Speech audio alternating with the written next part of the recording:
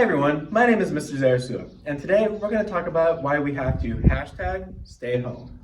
You may have seen in the news recently that there's this thing called the coronavirus spreading around not only the United States, but the globe. And there's a lot of people saying a lot of different things, from slow the spread or flatten the curve. And today we're going to break down those two terms a bit so we can see how you, yes you, have the power to do both of those, and how by staying home, you're actually doing a lot. But before we jump into those two terms, let's talk about the issue itself, coronavirus. Follow me. Teacher clothes, because now it's time to get serious and talk about the science behind what the coronavirus is. Now, a virus is a tiny infectious particle that can make you sick. And a coronavirus is just a type of a virus. And it's called this because under a microscope, its outline kind of looks like a crown. And corona is Latin for crown, hence coronavirus.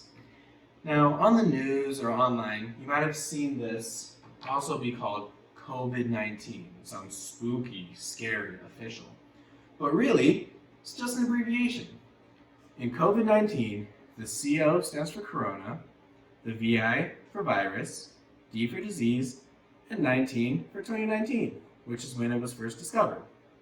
So now that we know a little bit about what the coronavirus actually is, let's talk about how it spreads. This virus has the potential to spread during social interaction, especially if you're in a large group of people. People can be coughing or sneezing, and that's how it spreads. You might have heard the 6-foot rule, where they ask you to stand 6 feet away from people, and this is because with distance comes safety. Now you might be thinking, I'm young, strong, invincible. I won't get sick. And that might be true. But there are people out there, like the elderly or those with weakened immune systems, that can get sick. And even if you don't get sick or you don't have symptoms, you can pass it on to them. So that's another reason why we are hashtagging staying home. So now that we know what the virus is and how it spreads, let's talk about those terms slowing the spread and flattening the curve. So when we say flatten the curve, we're talking about this blue curve right here, which is without hashtag staying home. And as you can see, there's a lot of people getting sick. There's a higher number of cases. And though it lasts for a shorter amount of time, that's because when a lot of people get sick, there's less of the population available to get sick because everyone's sick. So flattening the curve is this orange curve, which is with hashtag staying home.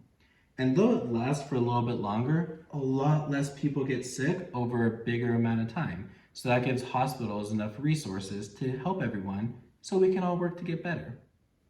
So the term slowing the spread goes hand in hand with flattening the curve, because when we slow the spread, we flatten the curve.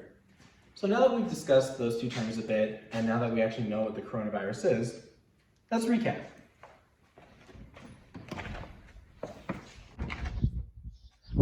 When we hashtag stay home, we're limiting our social interaction.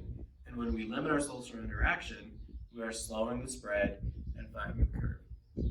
Look at us, making a difference with such a simple act. I'm proud of you. I hope you are too. So since we're home, let's make the most of it, yeah?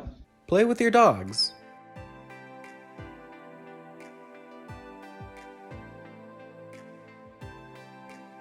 Learn to cook.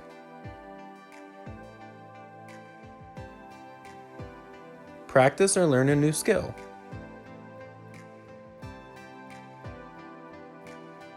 Do your homework.